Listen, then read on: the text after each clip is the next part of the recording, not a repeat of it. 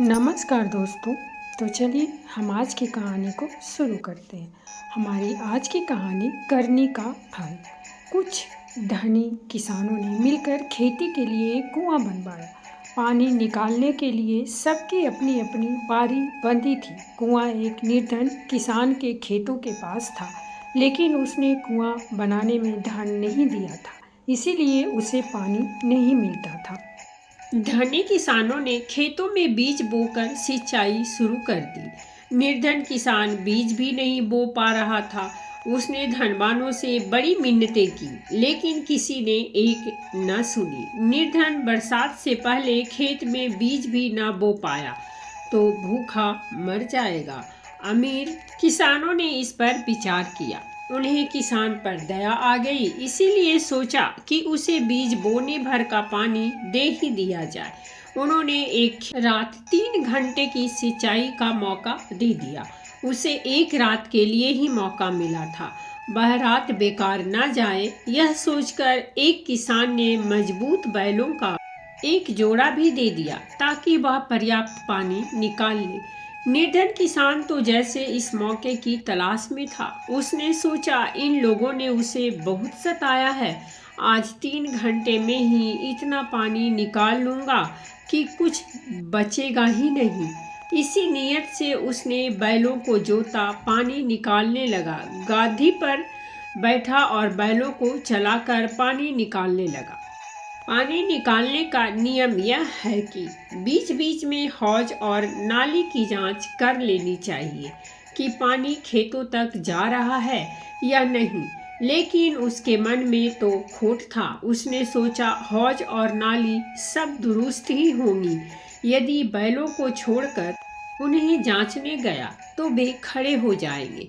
उसे तो अपने खेतों में बीज बोने से अब मतलब नहीं था। उसे तो कुआं खाली करना था ताकि किसी के लिए पानी बचे ही नहीं। वह ताबड़तोड़ बैलों पर डंडे बरसाता रहा। डंडे की चोट से बैल भागते रहे और पानी निकलता रहा। 3 घंटे का समय पूरा होते ही दूसरा किसान पहुंच गया, जिसकी पानी निकालने की बारी थी। कुआं दूसरे किसान को देने के लिए इसने बैल खोल दिए और अपने खेत देखने चला। वहां पहुंचकर वह छाती पीट कर रोने लगा। खेतों में तो एक बूंद पानी नहीं पहुंचा था। उसने हौज और नाली की तो चिंता ही नहीं की थी। सारा पानी उसके खेत में जाने की बजाय कुएं के पास एक गड्ढे में जमा होता रहा। अंधेरे में वह किसान खुद उस गड्ढे में गिर गया। पीछे पीछे आते बैल भी उसके ऊपर गिर पड़े। वह चिल्लाया तो दूसरा किसान भागकर आया और उसे किसी तरह निकाला।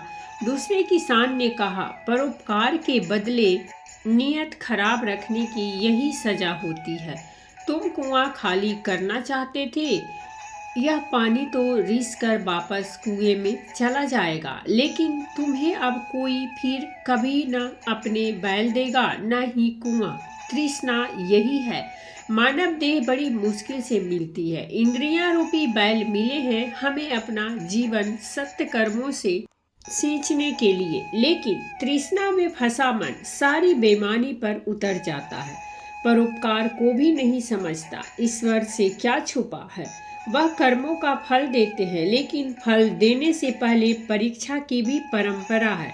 उपकार के बदले उपकार नहीं, बल्कि ऋणी होना चाहिए। तभी प्रभु आपको इतना क्षमतावान बनाएंगे कि आप किसी पर उपकार का सुख ले सके। जो कहते हैं कि लाख जतन से भी प्रभु कृपालु नहीं हो रहे, उन्हें विचारना चाहिए कि कहीं उनके कर्मों में कोई ऐसा दोष तो नहीं जिसकी वह किसान की तरह अनदेखी कर रहे हैं और भक्ति स्वीकार नहीं हो रही। तो दोस्तों, ये थी हमारी आज की कहानी। और अगर कहानी अच्छी लगी हो तो प्लीज़ हमारे चैनल को सब्सक्राइब कीजिए, वीडियो को लाइक और शेयर जरूर कीजिए। कहानी सुनने के लिए बहुत बहुत धन्यवाद।